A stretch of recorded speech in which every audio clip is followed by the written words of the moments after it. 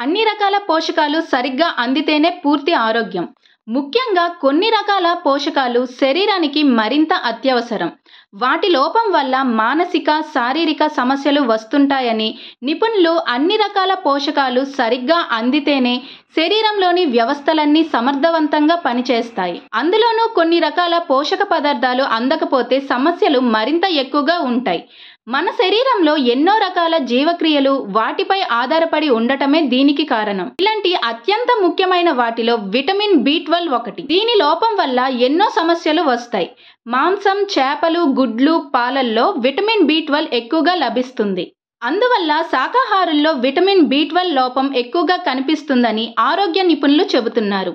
దీని లోపం వల్ల వచ్చే సమస్యలు ఏంటంటే తరచూ మారిపోయే మూడ్ స్వింగ్స్, తీవ్రమైన నోటి సమస్యలు, మహిళల్లో వంధ్యత్వం, రుచి వాసన కోల్పోవడం, స్కిన్ డల్నెస్, స్థిమితంగా నిలబడలేకపోవడం, పురుషుల్లో అంగస్తంభన సమస్య.